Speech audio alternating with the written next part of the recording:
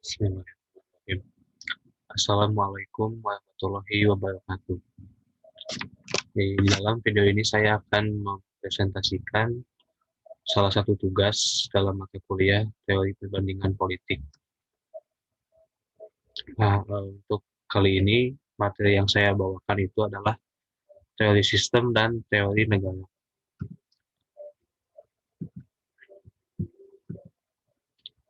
Nah, sebelumnya saya perkenalan dulu. Nama saya Asabil Akbar Effendi, semester 4 Hubungan Internasional, FISIP Universitas Al-Ghifari. Ya, langsung saja di bagian pertama itu ada terminologi sistem.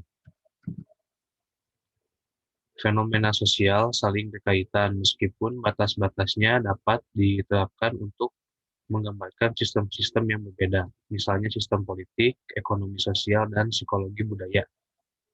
Nah, bisa kita ambil poinnya di sini bahwa suatu sistem itu terbentuk atas gejala-gejala atau fenomena-fenomena yang terjadi, khususnya itu bagi suatu sistem politik itu mengacu kepada fenomena-fenomena atau gejala sosial yang ada di sekitar kita.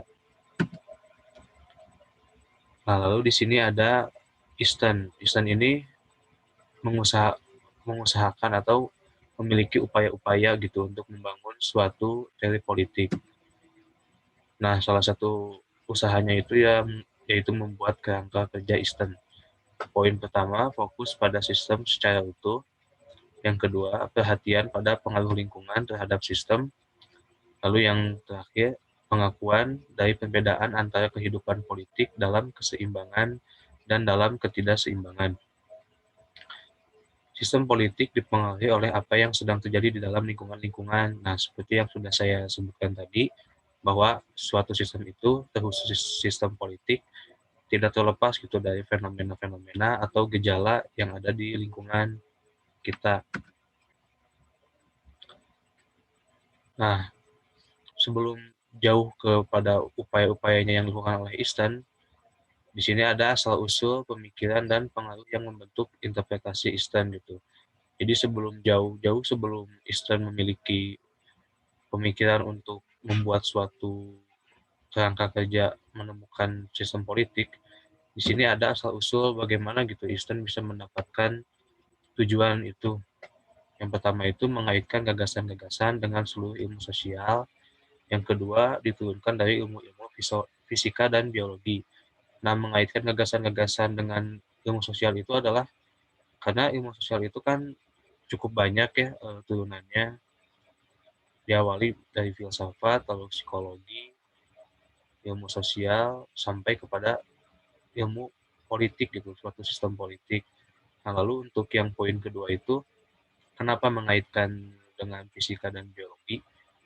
Karena pada saat jauh sebelum membahas kepada ilmu sosial, ilmuwan-ilmuwan itu hanya terpaku kepada penelitian-penelitian yang sifatnya mutlak gitu atau eksakta, karena ya itu ilmu yang ketika ilmu itu mutlak maka pengkajiannya pun sangat-sangat bisa diandalkan melalui logika begitu, tidak seperti ilmu sosial yang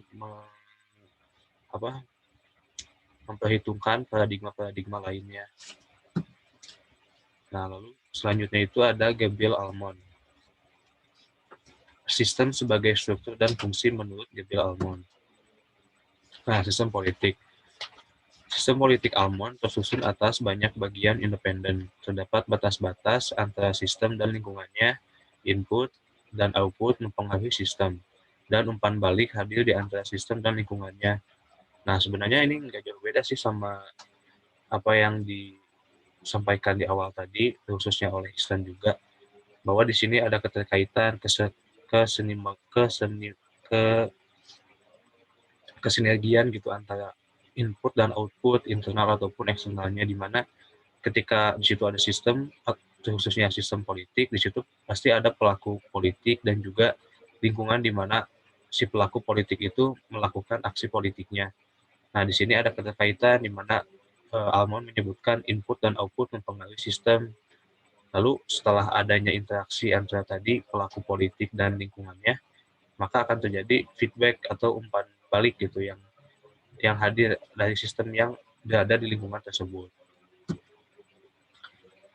Nah, sama seperti Ihsan tadi, jauh sebelum kepada sistem politik, di sini Almond ada sebab-sebab mengapa Almond bisa berpikiran sedemikian rupa gitu. Asal-usul pemikiran dan pengaruh terhadap Almond. Almond mencampurkan pengertian-pengertian struktur dan fungsi struktur adalah kegiatan-kegiatan dramati yang membentuk sistem politik.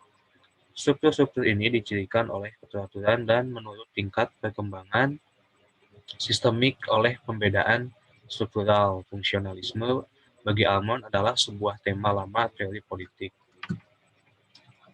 Nah, bagian kedua, sistem sebagai negara. Nah, di dalam eh, sistem sebagai negara ini banyak sekali perspektif atau sudut pandang ilmuwan-ilmuwan terdahulu gitu mengenai bagaimana suatu negara dipandang dari sistem politik atau sistem politik sebagai negara gitu. Yang pertama itu ada perspektif pluralis. Negara adalah suatu pasar politik yang menyaring permintaan dan kepentingan kelompok-kelompok dan individu-individu yang bersaing. Dua pandangan berlaku secara luas. Pandangan ini mencerminkan tradisi liberal non-Marxis dari ilmu sosial dan Amerika Serikat, meskipun pemikiran ini seperti ditemukan di mana-mana, misalkan di antara para intelektual dan pemimpin politik sayap kiri Portugal setelah kudeta revolusioner tahun 1947, ketika pluralisme sosialis menjadi pusat perhatian. Nah, itu singkatnya ya, mungkin potongan sejarah mengenai bagaimana konsep pluralis ini memandang sistem politik sebagai suatu negara. Nah, yang kedua ada perspektif Hegel-Marxis. Perspektif ini adalah perspektif yang berkembang dari gagasan Hegel, Marx, dan Engels yang dipromosikan oleh Herbert Marcuse dan para wakil aliran Frankfurt. Teori kritis yang dipaparkan adalah mistifikasi negara dengan penekanan pada ideologi dan kesadaran semu perspektif ini muncul karena prihatin dengan tidak adanya analisis aksi-aksi negara yang spesifik atau politik yang konkret, sehingga akan sulit untuk mengaitkan gagasan-gagasan ini dengan kenyataan empiris. Lalu ada perspektif instrumentalis.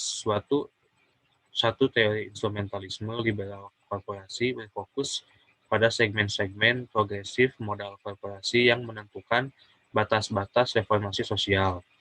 Berasal dari J. William Domhoff, pandangan ini diikat pada gagasan bahwa negara adalah instrumen kelas penguasa atau dominan. Dengan demikian, perspektif instrumentalis berfokus pada kelas yang berkuasa pada ikatan-ikatan dan mekanisme yang menghubungkan instrumen-instrumen kelas penguasa dan politik negara. Selanjutnya ada perspektif strukturalis. Perspektif strukturalisme ini bukannya memperjuangkan individu, tapi malah memperjuangkan kelompok dan sebagainya yang menjadi pusat perhatian. Althusser memberikan suatu landasan dan Nikos Poulantzas memperluas sisi politik dari strukturalisme ini. Ia berpendapat bahwa kaum borjuis sebagai sebuah kelas tidak mampu mendominasi negara, bahwa negara sendiri mengorganisasikan dan menyatukan kepentingan kelas borjuis. Jelas sekali ya bahwa di perspektif ini hanya mementingkan kelompok-kelompok, terutama kelompok yang memiliki kekuatan politik sangat kuat.